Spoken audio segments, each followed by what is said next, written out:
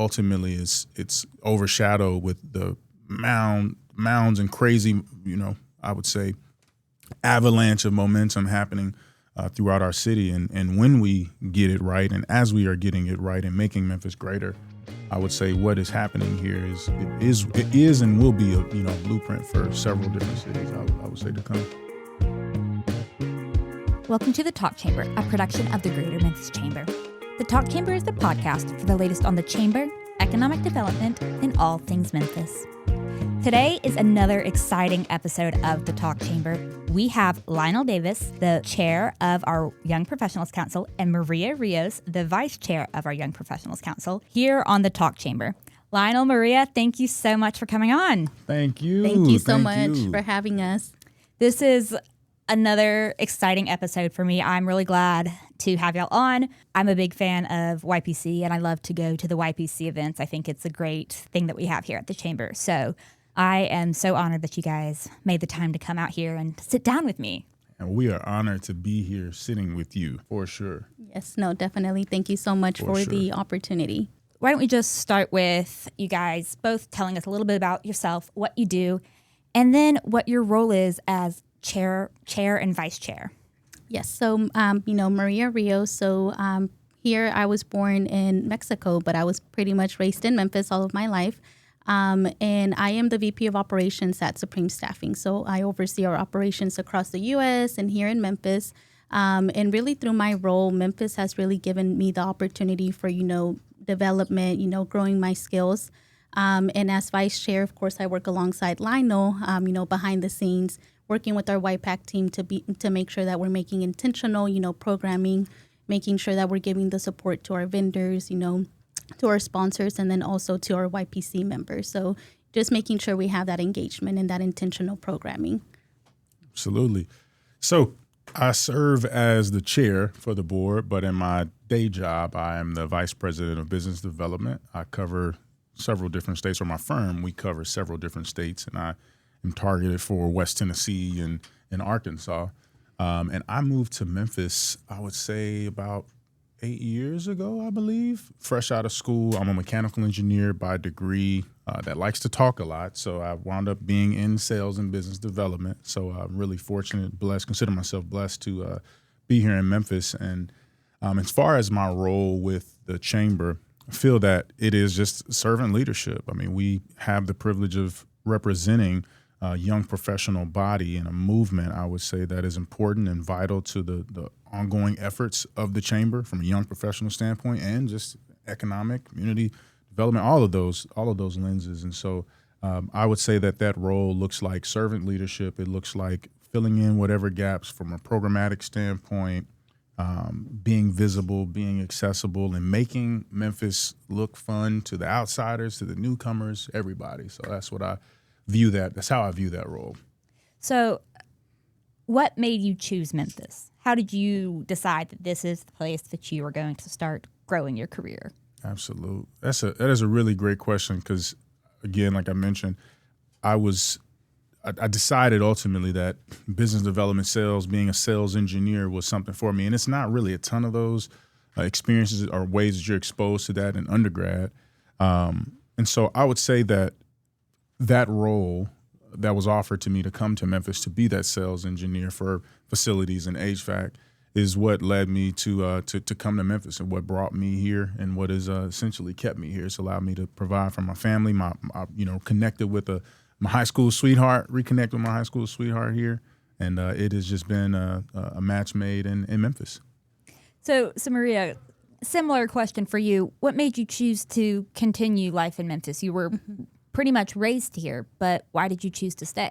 Yeah, definitely, again, the opportunity. I think Memphis, it's a place where you grow. There's a lot of opportunity. And I have a great job. I graduated here at the University of Memphis as well. So Memphis is pretty much all I know. And even through the different places that I visited, I'm always drawn back to Memphis. So it's, the opportunity. Memphis is resilient, so of course, why not stay in Memphis? That's the great point. Why not stay in Memphis? Why not? The most beautiful land in the world. Yes. The most beautiful land in the world. Why not stay in Memphis? I mean, we talk a lot about why Memphis? And that's great, but why not? Mm-hmm. I mean, it's just as great, and it's got so much going for it as a city. And I love Memphis, always have. It'll always be home. And even at times when I've left Memphis, whether that was travel or living, like you said, Maria, I'm always drawn back. Yeah. Something comes, whether that's family, friends, career opportunities, whatever it is, makes me want to come back and stay back. I want to move in and talk about YPC. Some of our listeners probably aren't super familiar with what we do and what YPC is. So let's start with the mission. What's the mission of YPC? Yes. So the mission of YPC, is to empower young professionals. We really want to make sure that we create a space, a community where they can really come in and meet mentors, be part of these meaningful events to create those opportunities for them. They are our next generation of leaders here in Memphis. So we really want to make sure that they know what impact they can bring to Memphis. Yeah. I would say to add just empowerment. I mean, giving young professionals a voice as they transition, as they grow, as they develop into the next generation of business leaders and influencers throughout our city. And who better to, I would say, take up that mantle than someone who has kind of rode that wave in a sense. I would say who's seen some of the negatives, but ultimately it's overshadowed with the mounds and crazy, I would say, avalanche of momentum happening throughout our city. And when we get it right, and as we are getting it right and making Memphis greater, I would say what is happening here is and will be a blueprint for several different cities. I would say to come. I mean, to your point, there are already so many different aspects where we are starting to kind of be the mold for other cities. They're starting to call us, whether that's our workforce team or our economic development team, and say, hey, how did y'all do that? What is it that made that happen?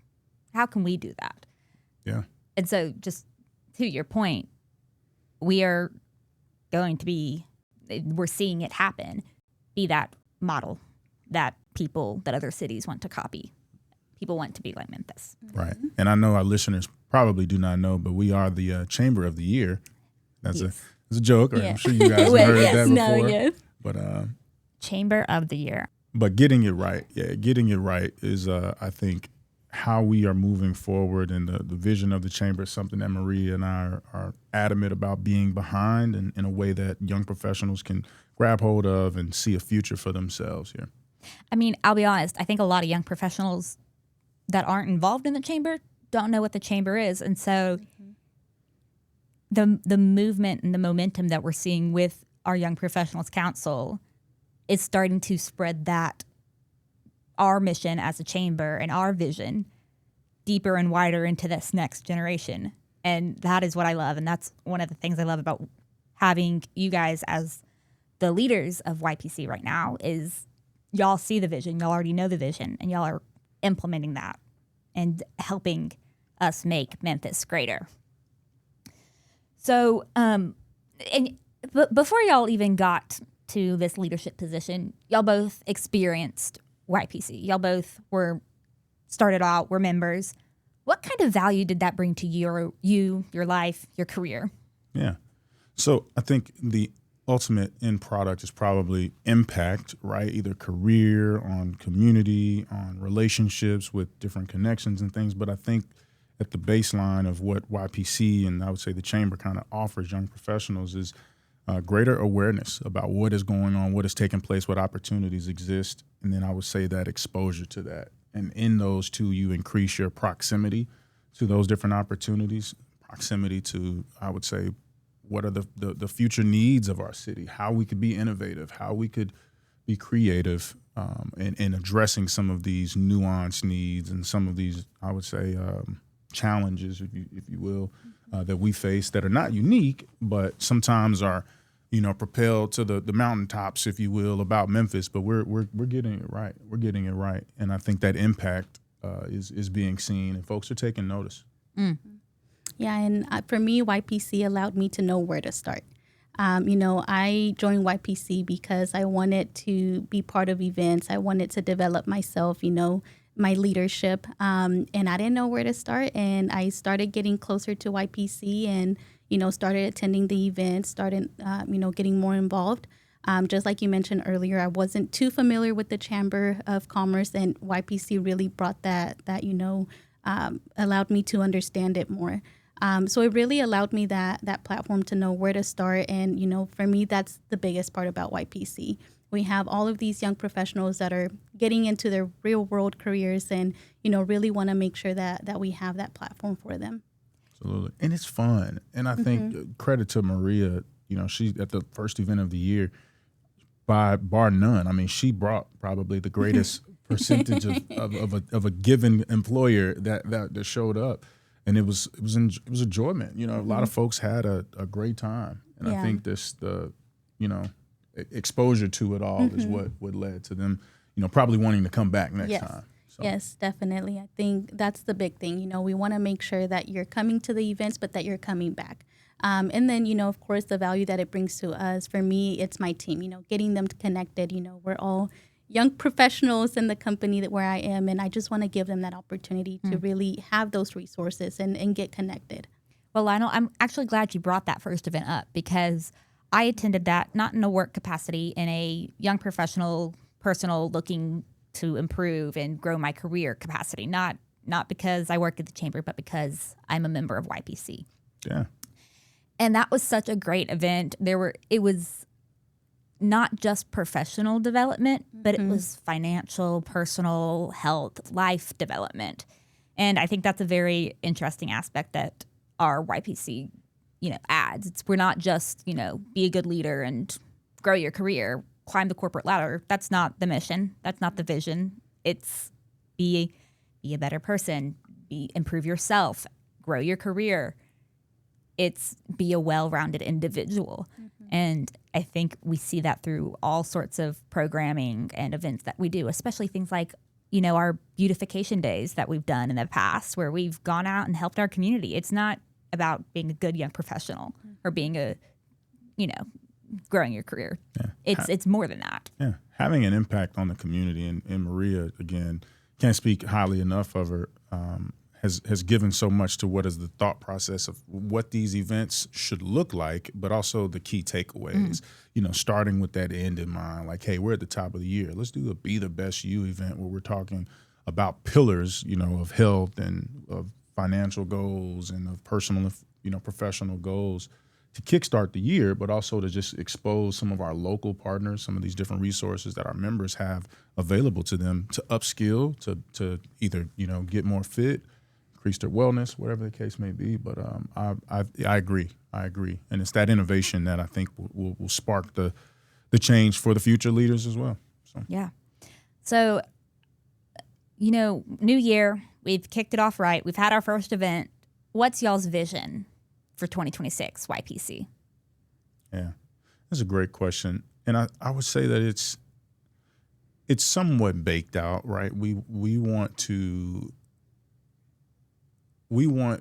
Memphis to be where young professionals feel that they obviously can grow and have an impact of some sort.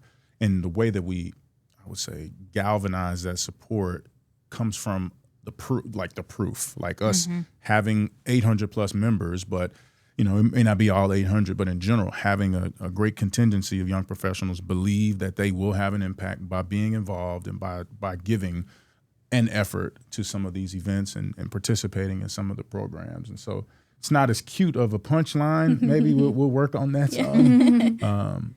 But yeah, where young professionals help build the future of Memphis, I would say. Yeah, definitely. And just really being intentional about our programming for this year. Making sure that, again, we're drawing back and that our members are engaged.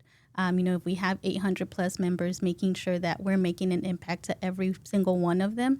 So really being intentional, having meaning behind every event that we plan, making sure that we can bring value. I mean, we're already seeing that right now. Just with that first event being done, we're seeing the intentionality. So kudos to you.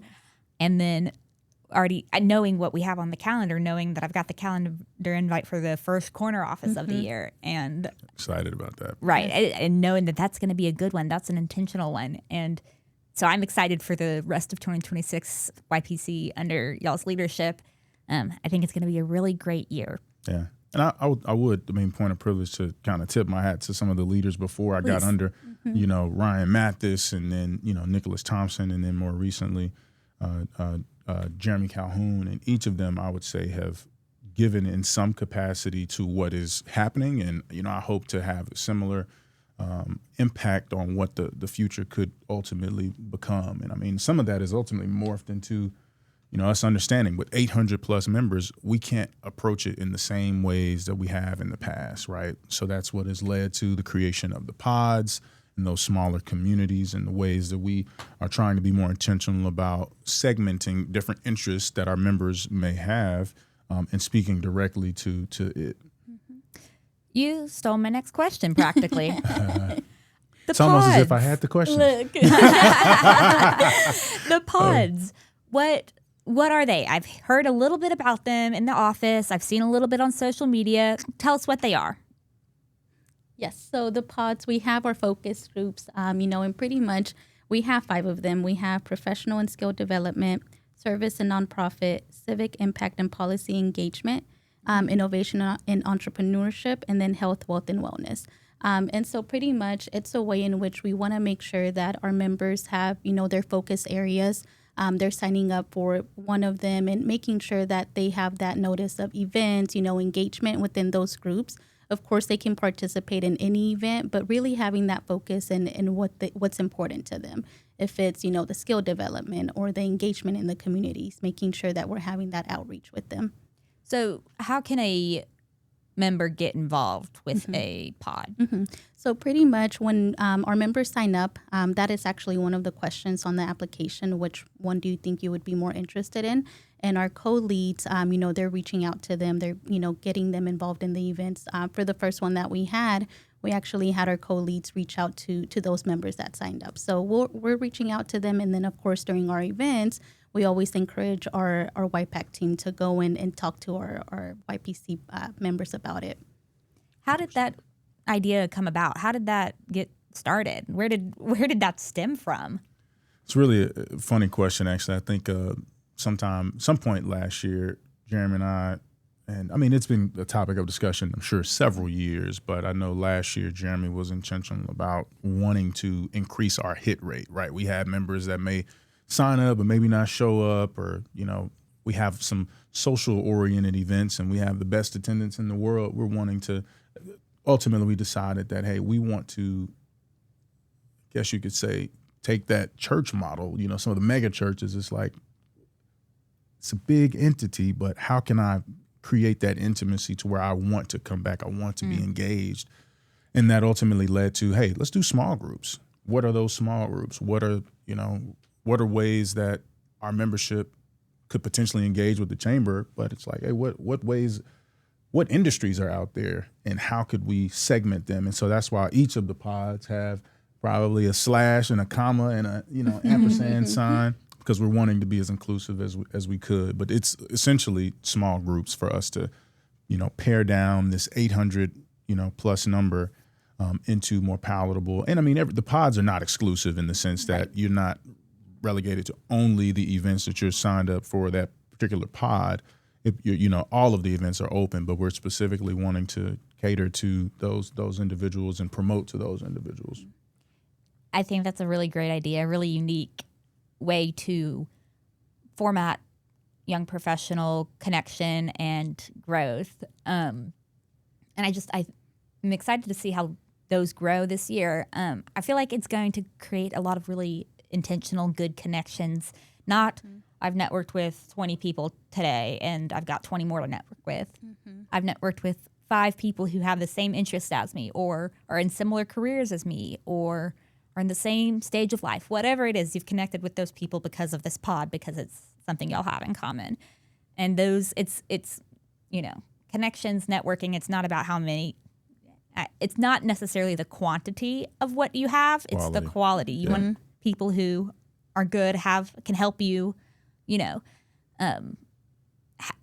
mentor you or have the right connections to help you in your career or know the right thing to do in a situation. Whatever it is, it's the quality of the connection and not the quantity of it. Yeah. And I think that's a really great way to foster that in a natural way. Yeah, I agree 100%, 100%. So Now, y'all have mentioned over 800 young professionals in our YPC. What is the importance of young professionals to Memphis, or really any city? I mean, they wouldn't survive without them. right. No, that's a great question, and I would say kudos to the chamber for, many years ago, what was created is Sound Check. They envisioned a way for young professionals to feel a sense of belonging in we're all adults, right? We all are paying taxes. We all are having to, send our kids to school. We all are getting the same, having some of the same woes with potholes and trash pickup and some of these different things. But from an economic development standpoint and an economic input standpoint even, I would say if we belittle or maybe discount what is the young professional impact, we are not being as mindful as we could about what that future of a given city could look like or should look like. Because like anybody, I mean, you think about school, right? They say you may not learn how to do that job in school, but I can teach you based on some of the characteristics and things that you develop. And so in the way that Transferable skills. Exactly, those transferable skills. And so in terms of how a city sustains or can sustain itself, especially with homegrown talent and things, you have to be willing to help tailor that or tutor that or support that, mentor that. And so I would say that the importance of it is sustainability, and that's kind of a hint towards our speed networking thing that we do with the Chairman Circle. Sustaining abilities, because we have leaders that are occupying a lot of different spaces, and how can the next generation do that or even scratch the surface if they're not exposed or given an opportunity? Yeah, I mean, they're the future leaders of Memphis, right? So as Lionel mentioned, just making sure we have that mentorship. They bring perspective. They bring, fresh perspective as well. So just making sure that we're giving them that opportunity for growth, that opportunity to step in, in the next shoes. Ultimately, they are the next generation of leaders, and we just want to make sure that we give them that platform. Yeah. And one thing I will add, and I'd be remiss if I didn't, because Maria and I, we do not have all of the answers. And so, I mean, in terms of the importance, I would say that the diversity in thought, different background, 800 different backgrounds, different experiences. I mean, we would be idiots to not try to leverage that for our ultimate greater good sense. So I think that's important for any city, and I, obviously biased to Memphis, that I believe we're getting it right, and we got a lot to learn, got a lot to figure out, but we have a servant's heart, and we desire to succeed for sure. Definitely. As does any leader, any city. There's a lot to learn in a lot of ways that any city can improve, any person can improve, but it's the steps, taking the right steps towards what's next, what will help you improve, and admitting I don't know the answer. Humility. Humility. That makes the difference, because, if you think you know the answer or pretend you know the answer, you're going to end up down a path that could lead you to something worse. And so, yes. No, for sure. And to that point, I feel like we should also go ahead and throw in the fact that we are essentially spearheading. So the 800 members, I guess you could say the leadership team for that is the Young Professionals Advisory Council. So it comprises of, Maria and I, and obviously two different leads for each of those pod communities that we talked about in our, I guess you could say chair emeritus, if you will. So each of them have I would say unique way that they're engaged with obviously our members, but also the leadership. Yeah, definitely. We have a very strong team this year, and, we're very excited about the work that they're going to be doing. Again, that first event that we had, it was a great event, and we're so excited for everything coming up. Yeah, and they turned that This was the largest turnover, I would say, that we had from a board standpoint of, new members or new leaders serving in those capacities. And I mean, all of the ones that helped plan that first event were practically new. And so I think the ways that they are, hitting the ground running, and the belief that they have and the impact that we can have is special. Yes. So agreed. I'm excited for 2026 and to see our Young Professional Council continue to grow and go past 800 members, but get more involved and 1K. see 1K on the way. Yes. and see us just evolve and become better leaders for Memphis. And you said it earlier, Lionel, Memphis is a city of opportunity, and I think it's a great city for young professionals because we've got the capacity to grow. Oh, capacity, need. Our mayor says it all the time. All of these other cities are great, right? But Memphis needs you. Mm-hmm. And it's a different feel when you know that there's a place for you to be able to grow, where folks want to see you succeed. And I can't say that's an offering that every city has. So shouts Memphis. And coming, old Little Rock kid, this is a mega city to me. Yeah, I mean, we're a metropolitan exceeding 1 million people. I mean, it's our metropolitan statistical area is exactly more than 1 million people. Exactly. So as we wrap up, I've kind of got one more question, opinion-based. Okay. But how can young professionals experience growth? Yeah, through service, through the engagement, through mentorship, support, of course. And, at YPC, those are our big pillars of engagement. So, and just in general, through the opportunity. You won't grow unless you have the opportunity. And also really making sure that, getting out of your comfort zone, knowing that, there's change and there's comfort. And if you really want to grow, just, getting out of your comfort zone. Yeah. I've been talking a lot, but if I were to try to sum it up, I mean, there's I would even say there's a particular order, but you have to be humble. You have to show, I would say, some sense of humility, as in, hey, I don't know everything. I don't have it all figured out. Be vulnerable enough to acknowledge that, especially in the presence of folks that will help you grow, whether that's peer or somebody that's more of a mentor capacity or a sponsor capacity. But that all begets what is greater awareness of how you need to grow, of what tools you could potentially use to grow, what books, what different resources, and all these things. That'll increase your exposure and ultimately, like I mentioned earlier, the proximity. I believe in those things. And Memphis is, in terms of, a test case or case study, it's given me that. It's gifted me that. Blessed to say that for sure. Still got a lot to learn. Yes, definitely. And I get a lot of things wrong, but those things will teach you. I had to learn the hard way in a lot of cases because, needed some work when I first got here. Still do, but the Lord is good. Maria, Lionel, thank you so much for coming to the Talk Chamber. This has been a great conversation. Absolutely. Thank you so much. We appreciate it. Shouts out our liaison too, Takesha. We did not mention Takesha. her. She's been great. Before Yes. that, Jessica, she was super solid, helped springboard us and into some of this as well. So shouts to everybody. We love everybody over we here do. at YPC, man. Shouts to Talk Chamber. Thank you for listening to this episode of the Talk Chamber. We are so glad that you tuned in. Today, Lionel and Maria shared all about their work with our Young Professionals Council.